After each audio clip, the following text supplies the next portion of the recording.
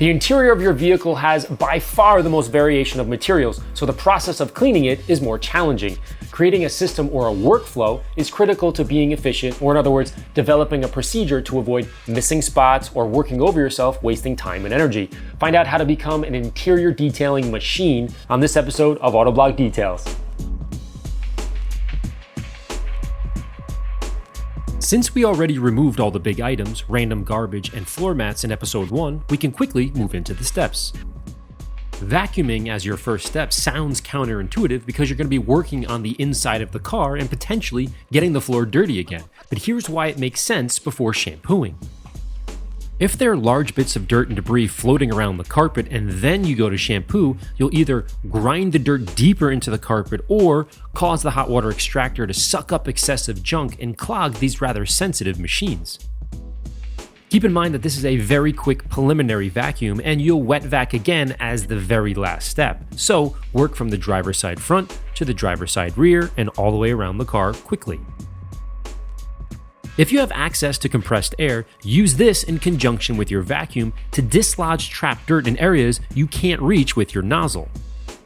I prefer nozzles that are 6 to 8 inches long and narrow enough to get into the tight areas while still maintaining their suction.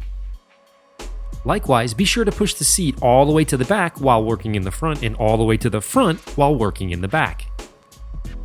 Next, shampoo the carpets. Professionals use a machine called the hot water extractor, which combines hot water, low foaming carpet shampoo, and wet vacuum capabilities all in one tool. However, similar results can be achieved with very warm to hot water and a few squirts of dish soap in a bucket. For those taking notes, it's roughly 4 ounces for every gallon of water. For extra power, add 1 to 2 ounces of white vinegar for each gallon. However, if the stain persists, be sure to use a designated carpet cleaner. Next, use a medium stiff brush to agitate the fibers and release the dirt. Then, blot the area to pick up the dirt and dry the carpet. Cloth tends to be more delicate than carpet, so avoid scrubbing vigorously or instead use a scrub pad. Also try to avoid over-soaking the foam under the cloth or carpet as it'll take a long time to dry and no one likes sitting on a wet seat, so use the minimum amount of water necessary to clean the dirt. We clean the carpet and the cloth first to allow the maximum amount of dry time possible. Be sure to gently scrub the seats if they're cloth as well, then take a peek at the headliner for stains and repeat the process, but instead use a damp cloth and extremely light pressure if there happens to be a stain. If there isn't a stain on the headliner, then just leave it alone. Now, with all the cloth and fibers drying, we focus our attention on the plastic and leather. For these areas, we use specific plastic, leather, and vinyl cleaners. All-purpose cleaners tend to be too harsh and can leave behind a film or a residue. Lightly spray the door and wipe with a microfiber cloth, or use an interior brush or an interior pad if the stain persists. Do not spray the interior cleaner on the dashboard to avoid liquid leaking behind the gauge cluster or into the radio buttons. Instead, spray directly into the towel or the head of the brush. Next, focus on the steering wheel, which is typically the area with the most bacteria or germs. Use the interior brush to agitate or poke, especially if you have leather stitching. Afterwards, wipe the radio and HVAC system gently with a microfiber cloth or a brush in the tight areas. Moving downwards, focus on the gear shifter and cup holder as they tend to be pretty gross, so spend enough time cleaning these sticky areas. If your seat happens to be leather, work from the top down.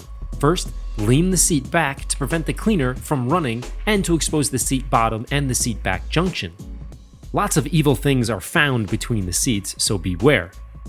Wipe with a towel or scrub if necessary.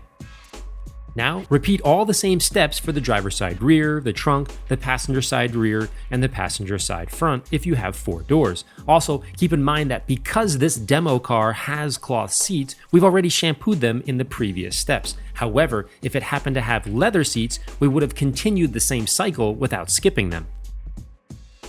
At this point, I like to quickly vacuum a second time to pick up any dirt that may have been dislodged during the cleaning and to suck up and wick any water from the carpet to encourage drying.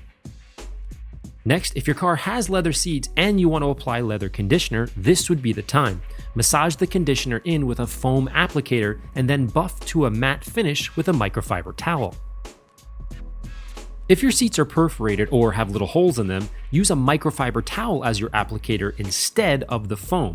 Rub the conditioner into the towel first, then wipe the perforations. This will help minimize the holes from clogging up with conditioner. However, if you do get the conditioner stuck in the holes, then use a micro swab to unclog the perforations. The steps illustrated in this video are the most efficient and safest way to clean your interior, but the exact workflow is really up to you. Now that the interior is dialed in, we're going to let it dry and move on to the wheels and paint in the next episode. If you found this video helpful, please share and keep up with all the latest detailed videos by liking or subscribing to the Autoblog page. I'm Larry Casilla from AmmoNYC.com. We'll see you in the next video.